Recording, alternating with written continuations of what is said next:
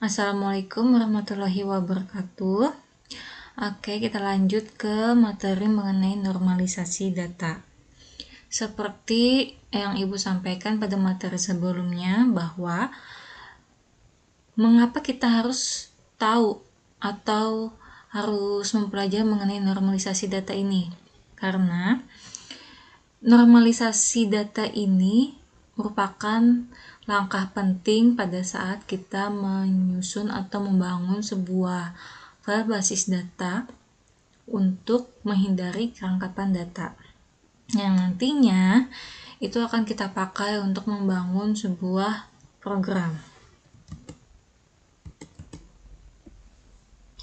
Oke. Jadi, normalisasi ini merupakan proses pembentukan struktur basis data sehingga nanti keambiguitian sebuah data itu bisa dihilangkan. Nah, proses normalisasi ini juga merupakan proses pengelompokan data elemen menjadi tabel yang menunjukkan entiti dan relasinya. Ini menurut ahli Kristanto. Normalisasi data ini merupakan suatu proses untuk mendapatkan struktur tabel atau relasi yang efisien dan bebas dari anomali, dan mengacu pada cara data item dikelompokkan ke dalam struktur record. Jadi nanti tabel-tabel yang kalian buat itu akan kita kita normalkan agar bentuknya itu lebih sederhana, lebih efisien, dan bisa dipakai. Nah, tujuannya apa? Tujuannya untuk menghilangkan kerangkapan data. Nah, ini jelas. Karena dengan adanya kerangkapan data, itu akan mengakibatkan data kita itu nggak konsisten isinya. Kemudian untuk mengurangi kompleksitas dan untuk mempermudah pemodifikasian data jika memang ada yang berubah. Nah, untuk proses normalisasi ini data diuraikan dalam bentuk tabel. Kemudian selanjutnya itu dianalisis berdasarkan persyaratan tertentu ke dalam beberapa tingkat. Nah, jadi di dalam normalisasi ini nanti tingkatannya itu ada bermacam-macam. Nah, apabila tabel yang diuji ini belum memenuhi persyaratan, maka tabel yang dibuat itu perlu dipecah lagi jadi beberapa tabel yang lebih sederhana sampai dengan memenuhi bentuk tabel yang optimal, bentuk yang sudah siap dipakai menjadi sebuah database. Nah, ini beberapa bentuk normalnya. Beberapa tahapan tadi itu mulai dari 1NF, 2NF, 3NF, BCNF, dan 4NF dan 5NF. Nah, biasanya yang kita pakai di sini hanya sampai 3NF. Kenapa cuma sampai 3NF? Karena dianggap 3NF ini sudah memenuhi kriteria dalam membangun sebuah database. Nah, terkecuali data kalian itu misalkan sistemnya itu kan besar. Nah, otomatis kita banyak lagi nih harus dinormalkan tabelnya. Oke, yang pertama ini bentuk normal pertama dulu. Jadi relasi disebut memenuhi bentuk normal pertama atau 1NF itu jika setiap atribut dari relasi hanya memiliki nilai tunggal dan tidak ada pengulangan grup di dalam baris.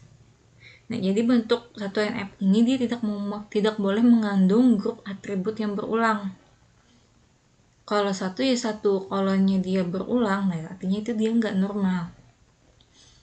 Nah, tujuannya apa? Semantik tabel menjadi lebih eksplisit.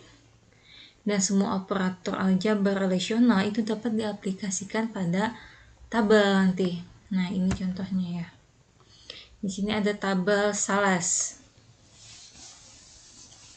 Ada 3 kolom, ada ID, atributnya ada nama sales dan telepon. Nah, di sini dinyatakan tidak normal. Kenapa? Coba kalian lihat di bagian atribut telepon. Nah, di sini ada pengulangan grup. Untuk nomor telepon dia jadi 1. Nah, ini nggak bisa dan nggak boleh. Apalagi ada nomor telepon rumah digabung sama dengan nomor handphone, yang nggak bisa. Ini nggak normal. Maka dari itu pemecahannya berarti harus diurutkan lagi. Jadi satu-satu. Otomatis untuk atribut nama Sales pada baris Yeni, karena dia nomornya ada 2 di situ, otomatis kan dia mengganda. Nah, harus dibuat seperti ini. Ini baru bentuk normal pertama. Nah, ini masih belum bisa kita anggap optimal. Maka dari itu kita harus mengubahnya lagi menjadi bentuk normal kedua. Oke, ini lanjut ke contoh selanjutnya untuk bentuk nama pertama. Di sini ada tabel buku. Di sini ada berapa kolom nih? Ada 6 kolom ya. Ada 6 kolom. Ada ISBN, tahun terbit, ID pengarang, nama pengarang, ID pengarang, nama pengarang. Nah, di sini aja kan sudah bisa lihat terjadi pengulangan di sini. Ada kelengkapan data. Mungkin kalian beranggapnya kalau dibikin kayak gini kan supaya bisa mempermudah karena ada nama pengarang di sini dalam satu ISBN. Nah, ini nggak bisa. Caranya sama, kita ubah dulu bentuk normal pertama seperti yang contoh pada di tabel Sales tadi. Nah, ini diurutkan satu-satu. Nih, pada ISBN ini, tahun terbit ini, di pengarangnya nama pengarangnya ini. Kemudian sama ya, dengan ISBN yang sama, tahun yang sama, cuman di sini nama pengarangnya berbeda. Ya tetap kalian urutkan aja di situ. Nah, cuman di sini lagi ini masih bentuk normal pertama. Belum optimal untuk dijadikan sebuah database.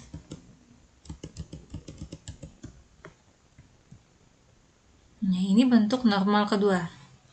Jadi pada bentuk nomor kedua ini syaratnya itu jika dan hanya memenuhi bentuk normal pertama. Kemudian setiap atribut yang bukan kunci utama itu tergantung secara fungsional terhadap semua atribut kunci dan bukan hanya sebagian atribut kunci atau fully functional dependent saja. Untuk normalisasi ke bentuk 2NF, maka tabel 1NF itu harus didekomposisi menjadi beberapa tabel yang masing-masingnya itu memenuhi 2NF. Nah, supaya apa? Jadi kalau misal ada perubahan data, itu nggak merembet ke data yang lain. Jadi data yang lain itu nggak ikut berubah. Nah, kemudian bila terdapat ketergantungan parsial, maka itu harus dihapuskan.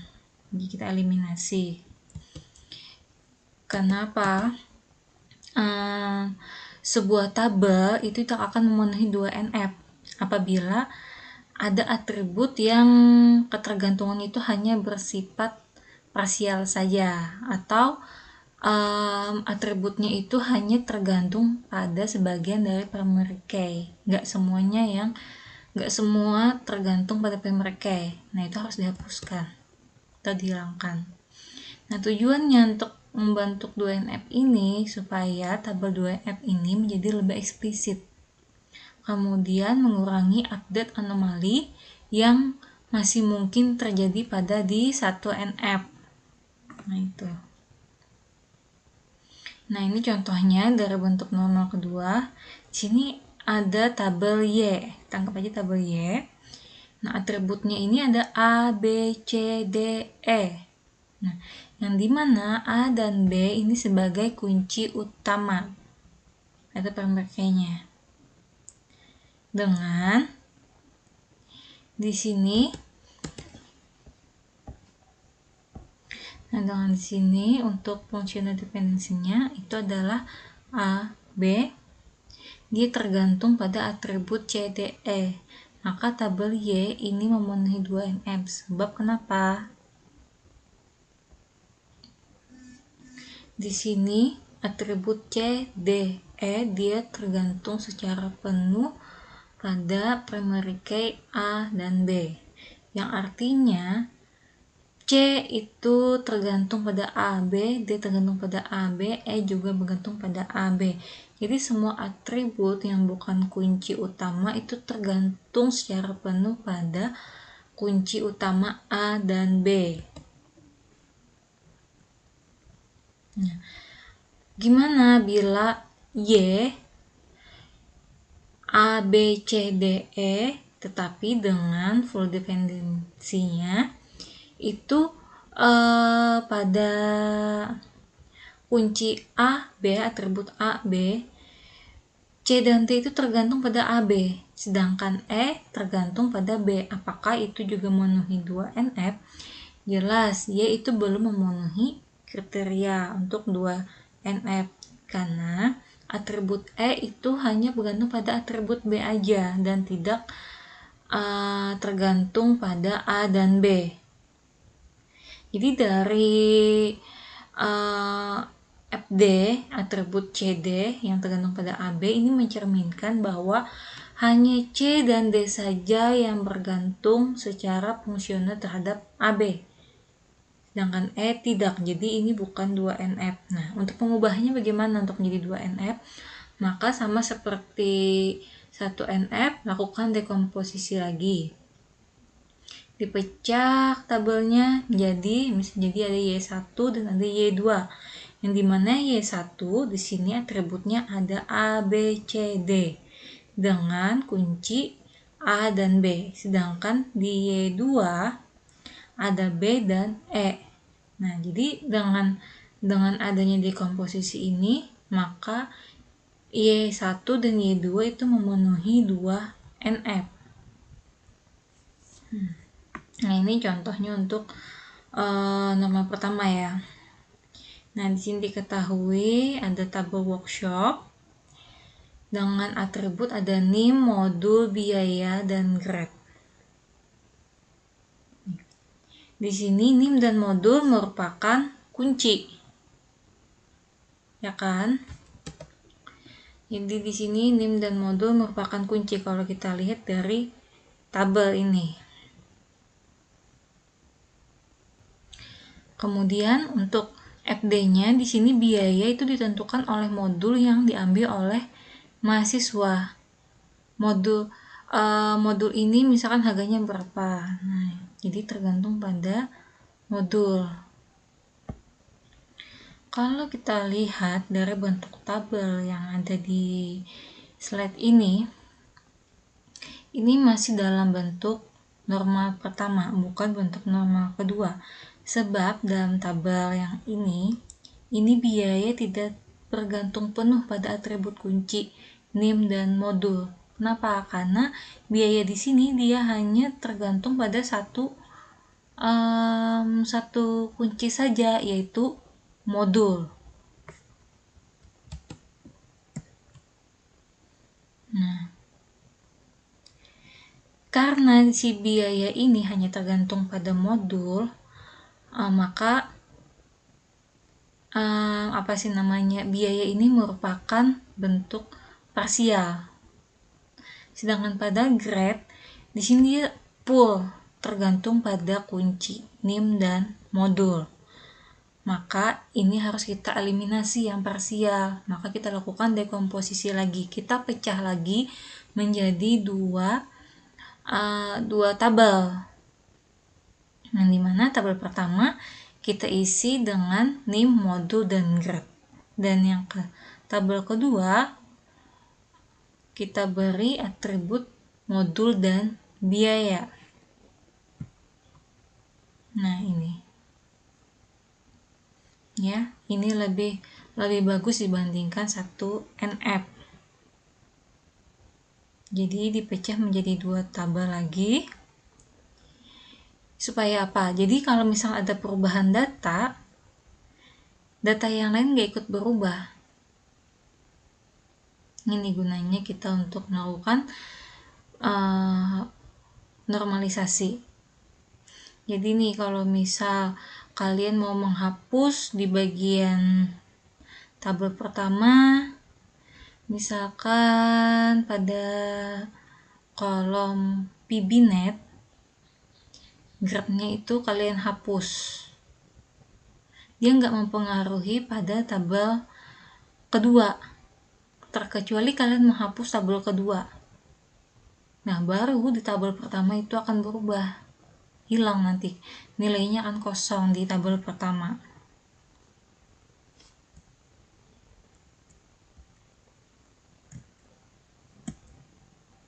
Oke, kita lanjut ke bentuk normal ketiga.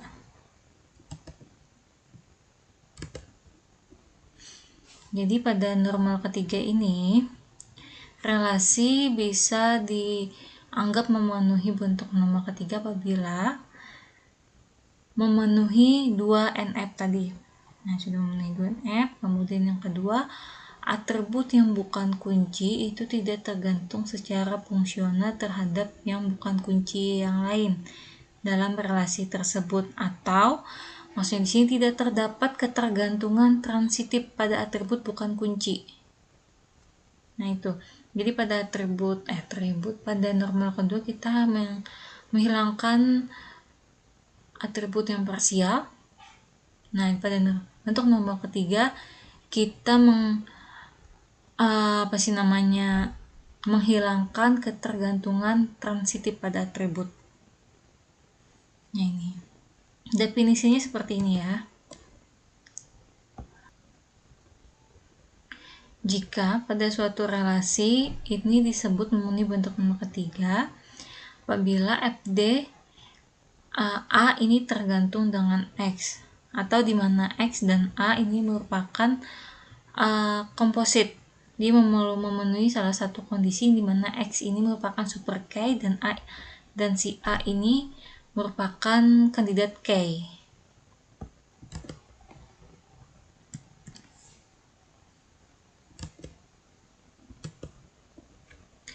Nah, jika suatu relasi sudah memenuhi bentuk 2NF tapi belum memenuhi 3NF, maka untuk normalisasi ke 3NF, tabel 2NF didekomposisi lagi menjadi beberapa tabel hingga masing-masing memenuhi 3NF. Nah, jadi tabel 2NF ini kita pecah-pecah lagi sampai memenuhi bentuk 3NF. Nah, tujuannya apa bentuk 3NF ini?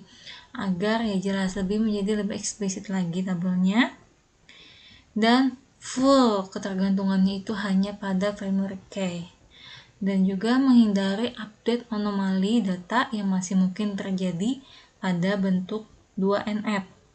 Nah, jadi jika suatu relasi itu memenuhi 2NF dan hanya memiliki tepat satu atribut yang bukan kunci utama, maka relasi tersebut baru memenuhi 3NF. Nah, contoh di sini ada tabel Y, masih sama, A, B, C, D, E sebagai atributnya, di mana A, B adalah kunci utama dengan FD di sini C, D, E terhadap AB dan DE terhadap C. Nah, Y di sini bukan 3NF. Kenapa? Karena D dan E ini bukan kunci utama yang bergantung secara fungsional pada C, yang juga bukan kunci utama. Jadi kan kunci utamanya di sini kan hanya A dan B. Dan jadi C, D, E itu bukan kunci utama, tapi dibikin tabel. Nah, ini nggak bisa karena sama-sama bukan kunci.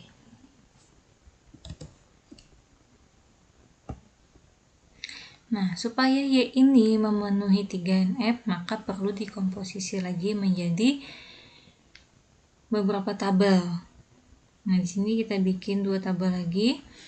Y1 anggap tabel pertama, Y2 tabel 2. Dengan atribut tabel 1 ada A, B, C, dan tabel 2 ada C, D, E.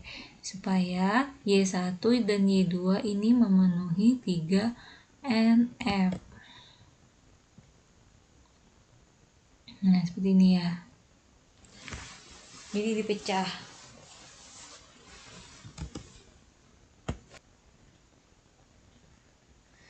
Jadi dibuatlah dekomposisi lagi menjadi dua tabel, Y1 dan Y2. Jadi di sini A, B, C, di mana AB si C tergantung dengan AB, dan tabel 2 Y2 ada C, D, E, di mana D dan E ini tergantung pada C. Nah, jadi sudah mulai terlihat lebih baik lah ya tabelnya kalau seperti ini. Nah, di sini contoh sebuah tabel, di sini belum normal ya bentuknya. Bentuk NF1 pun belum. Nah, di sini diketahui struktur informasi dari suatu dokumen supplier, di mana sini ada tabel, di sini ada atribut S, status, city, P, dan QT atau jumlah. Tabel ini akan dibentuk dengan skema TPS. Nah, kita bernama aja ini tabel TPS dengan atribut S, status, city, P, dan QT. Dengan S dan P ini merupakan kunci utamanya atau primary key-nya. Dan berlaku untuk ketergantungannya ini status dan city itu pada S, sedangkan status itu pada city. Nah, kita akan melakukan normalisasi 1NF sampai dengan 3NF. Nah, untuk mengubah ke bentuk normal pertama seperti contoh yang sebelumnya, kita urutkan. Kita pecah, kita urutkan menjadi beberapa baris lagi. Jadi, supaya kita menghindari kerangkapan data di sini. Jadi kalau misalkan satu berubah, yang lain gak ikut berubah datanya. Jadi cuma ada satu. Kalaupun dalam satu baris itu yang berubah, cuma untuk satu baris itu saja.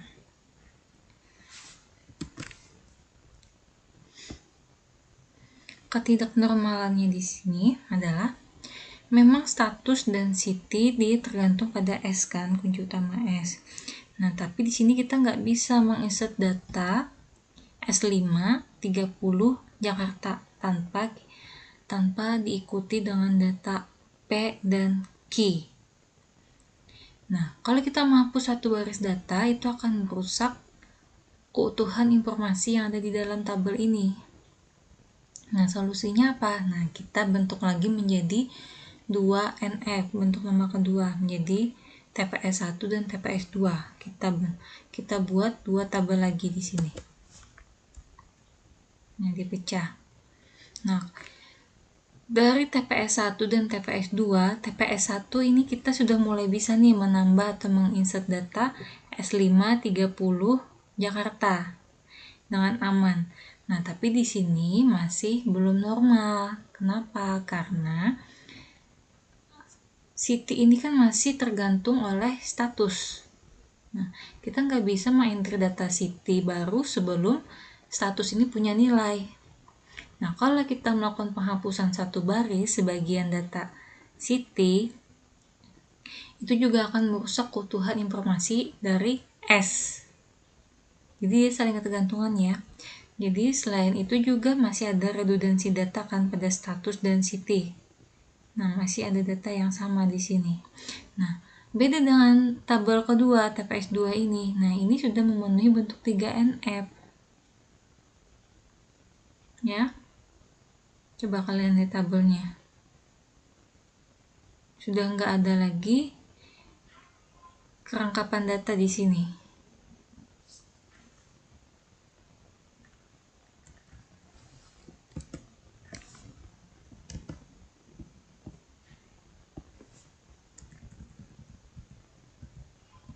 Oke, sebentar ya.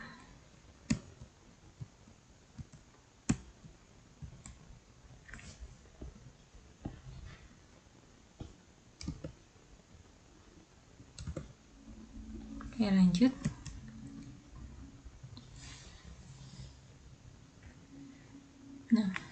untuk supaya bentuk nomor tabel pertama tadi itu menjadi normal lagi, kita bentuk menjadi bentuk normal ketiga. Jadi didekomposisi lagi, dipecah lagi jadi 2 tabel. Nah, kita beri nama aja di sini TPS 11 dan TPS 12. Yang dimana Siti khusus dia tergantung dengan S. Dan tabel TPS 12 sini ada Siti dan status. Nah, maka bentuk tabel sekarang sudah jauh lebih baik dibandingkan tabel mentahan sebelumnya tadi.